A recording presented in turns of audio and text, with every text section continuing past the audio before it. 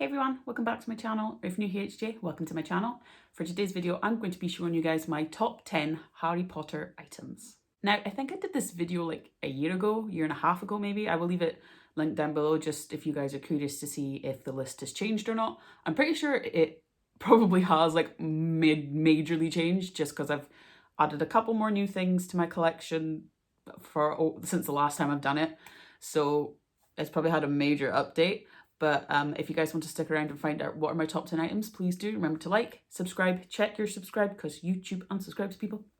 And without further ado, let's go. So starting at number 10 is my Time Turner keyring. Now, I know you guys think like, why is this on your list? It's just a keyring, but this is actually from, I don't know if it'll focus. What? No. It's from Universal Orlando, and I got this when the Hogsmeade side opened. So that was years ago now, and it's the only time I've ever been. I've still not been to the Diagon Alley part, and I really, really want to go, but I don't know if it's going to be possible at all. So I can dream and I can manifest. But this is like one of the first pieces of merch that I ever got, and I was obsessed with the Time Turner because if you guys didn't know, Prisoner of Azkaban is my favourite book and my favourite movie. So when I seen this, I thought, well, instead of trying to get my dad to buy me like the expensive necklace Time Turner that Noble Collection do, it's like, I'll just have a keyring from here, Dad, it's fine. So that was like my very first piece of merchandise. So it's always going to have like a little special place in my heart, but it's always going to kind of be on the list. So that's number 10. At number 9 is this. An original butterbeer tankard, I have you, because obviously now they've changed the design, they've updated the Mina Lima ones. And I know you guys are probably thinking, why the hell is a cup number 9 on your list? Only because it was just a nice wee surprise when I went with my best friend Emily one time to the tour. This was like our third visit, I can't remember. And she's like, oh, we need to try the butterbeer ice cream. It's when they brought the butterbeer ice cream out. And she was like, do you want a cone or a cup? And I went, no, just get a cone because obviously you have to pay more for the cup. And she walked back with this in her hand. And I went, what are you doing? What are you doing? What have you done? And she bought me the little souvenir cup. So it's always like a nice, cute little moment because it's a nice little surprise. We went there to spend some time together, have some fun. And it's a really cute memory, so that's at number 9. Number 8 is a howler. And is at number 8 because I got this at our recent trip to the tour. I did vlog it. If you haven't seen those vlogs, they are on my channel. And we actually got to sit and make these on platform 9 3/4, being guided, shown how to make them. And then at the end, they actually played Molly Weasley's voice going, Ronald Weasley, how dare you steal that car?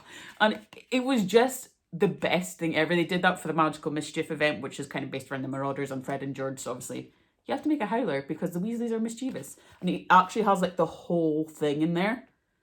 And it's really cool because I wasn't sure if they would still do it because I was tempted to buy one off of eBay because people were selling their ones on eBay just to make some money. But I was like, no, I'll see. But they actually were making them, and I'm actually so happy with this. And it's a nice little memory attached to it as well from that was our first time back at the tour in like 4 years. So it was a nice little memory to have. So it's really cute. And to know that I made this myself is also good because I'm not normally good with folding stuff. Like I don't do that sort of thing because I get frustrated and easily confused. But to know I made this is another little bonus. Number 7 is this.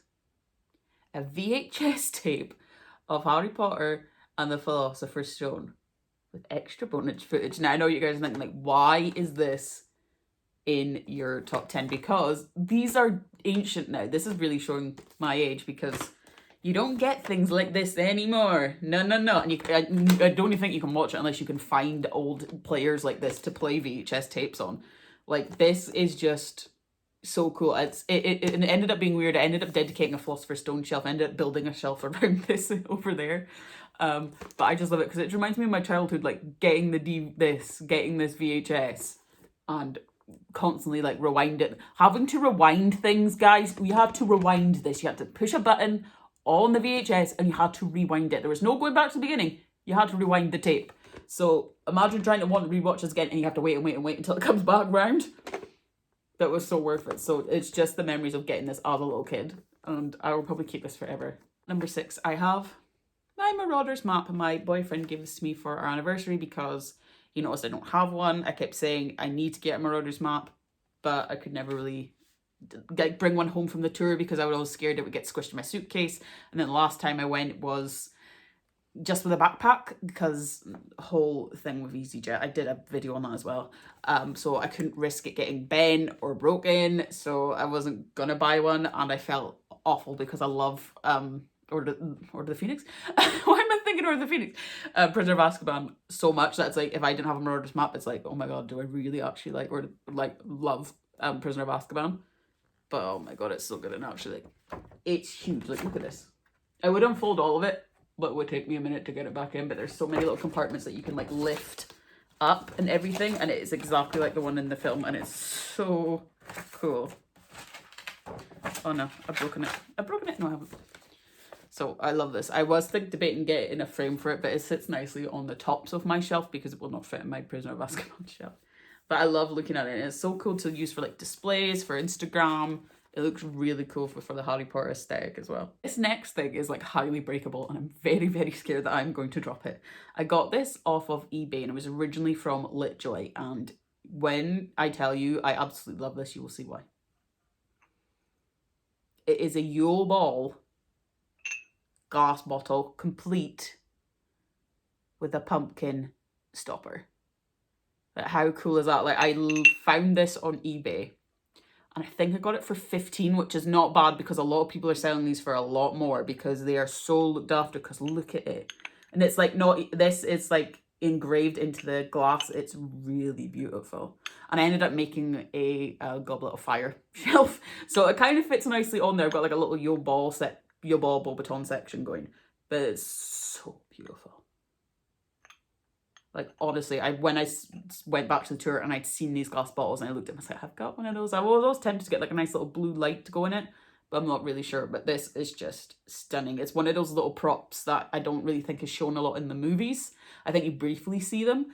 So it's nice just to have like a nice prop. And it's very nice. I do like the Yule Ball, to be honest. I know I'm not a fan of Christmas, as you guys well know if you've watched my channel for a while. I'm not the biggest fan of Christmas, but it always just kind of makes me think of the Yule Ball. Makes me think, it would be nice to do that. And it's so beautiful. Number 4 is this. It is a spine candle, and you see these in The Prisoner of Azkaban when Lupin is teaching Harry the Expecto Patronum. And oh my god, I love it. This is originally from Geek Gear, and I wanted one of these for my Prisoner of Azkaban shelf for so long. Trying to find one was hard, very hard, because a lot of people are selling these for a lot of money. I found it on Vinted for £7. Let me tell you, if you want to collect stuff and you don't mind buying stuff secondhand, do it, because it will save you a lot of money. People are fine to do deals. Like, I got this for £7 and it's in very, very good condition. And it's like, you can't even stick a candle on the top. Like, I think a candle will fit in there. So you could use it, but I use it for display purposes only. But it's so well done. And I saw that Geeker had done one of these and I was like, oh, come on, really? And it was back when I didn't get the box that it was in, so I was very annoyed. But it sits happily on my Azkaban shelf. So that's at number 4. At number 3 is another Prisoner of Azkaban related item, but I wanted this for donkeys. I needed one for my shelf. Geeker came out with it. Everyone is selling it for stupid amounts of money because everyone wants one, because it is... Look, the bug, and there's me. Hello. Hi, me. Look, it's like, you're looking at me, I'm looking at you, you're looking at me, I'm looking at you. It is beautiful, like, because that's like proper reflective, like proper glass. I wish the door does not open to reveal Bogger, obviously. But I love this. Of course, this is used in The Prisoner of Azkaban when Lupin's teaching, and then it's used in Fantastic Beasts, in The Crimes of Grindelwald, I believe. Yes, The Crimes of Grindelwald, when Dumbledore is teaching them Defense Against the Dark Arts, which was a bit rude because they kind of stole that idea, I think. We were all like, oh, Lupin came up with a great idea. Nah. Nicked it from Dumbledore, did he? But it's so beautifully done, and like the back as well. Like, look at it. It's like it feels a bit like Narnia, like there's one way in, one way out through the wardrobe, but it's so beautifully carved. The detail is amazing. The fact that it's an actual reflective mirror is in these little indents as well. So good. It sits beautifully on my shelf, and I'm so happy I have it. When it came in the post, I could have cried. That's how attached to it I am. So at number 2, I found this on Depop for £30. The original price for this is between 80 to 90 on Noble Collection. I will give you I will give you a few seconds to kind of guess what you think it is before I reveal it to you. If you know your Noble Collection stuff well, maybe you'll get it. How will I think? It's not an exam. There's no right or wrong answers. Feel free. You ready? I have the Philosopher's Stone, or the Sorcerer's Stone if you're American, as it says here. It says the Sorcerer's Stone on the bottom there. I got this for £30, only because there are couple of little indents here in the case, which you can't really see.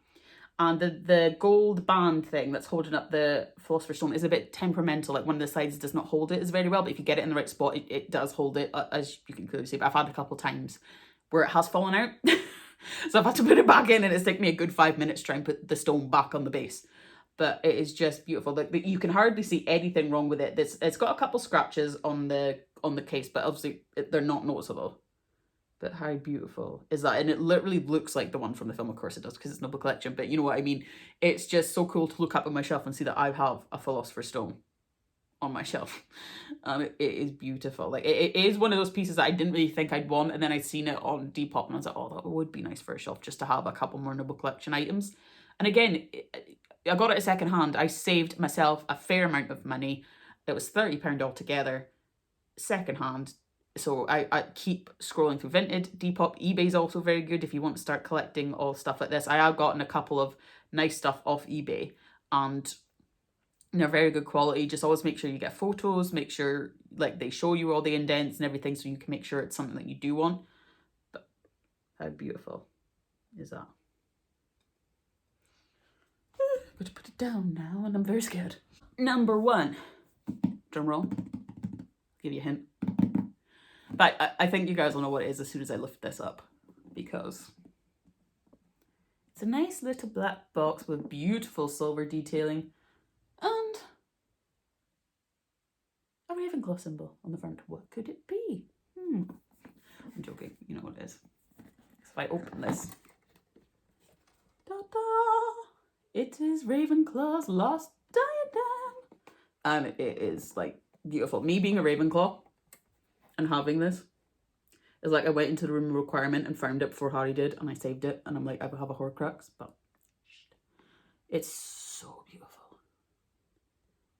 Like when the sun comes through my window and hits that when the box is open, oh my god, it's so good. And like even the Ravenclaw crest in the back, I mean, look at that. Look, it's so gorgeous. I'll take out the box. And it's like pure silver. And it's even got the Wit Beyond Measures, Man's Greatest Treasure engraved in here. The gems just hang so beautifully. Like, I have tried to put it on my head, but it fucking hurts. I didn't mean to swear, but it does. Hang on. Ooh. I mean, I know people buy this because a lot of people want to wear it for their wedding. But are you stupid? But like, if you just wore it like this and took a photo like you are Rowena Ravenclaw, like I actually could do that. I have a nice blue dress that would do this. Should I do that? Should I take photos with this? But I'd have to be very bloody careful. My boyfriend got me this for my birthday last year, and I told him no, because he asked me, is there anything Harry Potter that you really want to have? And I said, I will get it eventually. Like, I will get it myself, even if I have to wait 10 years and save. I will get the Ravenclaw diadem. And he went, no, I'll get it. And I went, no, you will not. And he said, yes, I will. And then the next thing I know, he turns up at my door on my birthday with this. And it is absolutely gorgeous. I do want to get like Hufflepuff's cap and the locket.